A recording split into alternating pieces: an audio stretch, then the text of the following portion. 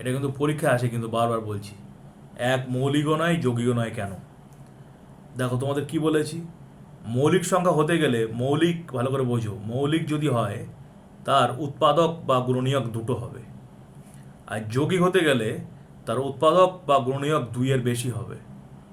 যেমন একটা উদাহরণ দিয়ে বোঝাই, দেখো ধরো মৌলিক সংখ্যা, আবার বলছি দেখো 5, দেখো 5-এর উৎপাদক ও গুণনীয়ক 5 × 5, বা 5 সমান কি হচ্ছে দেখো তো 1 × 5, আর দেখো হয় না, এর উৎপাদক বা গুণনীয়ক দুটি, দুটি উৎপাদক বা গুণনীয়ক দুটি, দুটি দেখো, এই একটা আর এই একটা।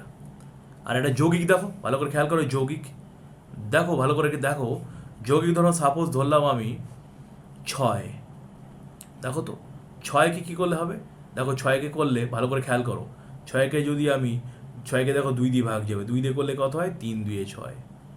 আবার দেখো 3কে 3 দিয়ে ভাগ করলে 3 × 1 = 3। বা 6কে আমি কীভাবে পেতে পারি দেখো তো, 1 × 6 পাই, আরও পাই দেখো, এই দেখো 2, 3 × 2 = 6। এখানে দেখো দুটো ছিল মাত্র উৎপাদক গুণনীয়ক, ভালো করে খেয়াল করো, এখানে উৎপাদক বা গুণনীয়ক দুটো ছিল, এখানে দেখো 1, 2, 3, 4। তাহলে কি এর উৎপাদক গণনা কি 2-এর বেশি, 2-এর বেশি। ভালো করে খেয়াল করো, তাহলে যৌগিক হতে গেলে, আবার বলছি কিন্তু অ্যাডমিশন টেস্টে আসে কিন্তু বারবার বলছি, যৌগিক হতে গেলে তার উৎপাদক বা গুণনীয়ক 2-এর বেশি হতে হবে, 2-এর বেশি হতে হবে। আর মৌলিক হতে গেলে তার উৎপাদক বা গুণনীয়ক দুটো হতে হবে। কিন্তু কিন্তু ভালো করে বোঝো, কিন্তু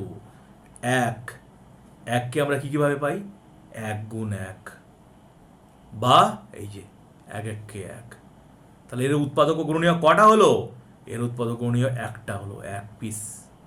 এই যে দেখো দুটোই তো একই, 1, তাহলে সুতরাং একটাই হবে, এই যে 1 পিস, একের উৎপাদক গুণনীয়ক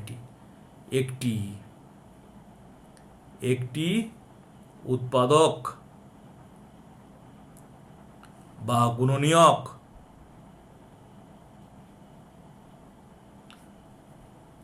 একটি উৎপাদক গুণনীয়ক, তাই এটা মৌলিকও না যৌগিকও না।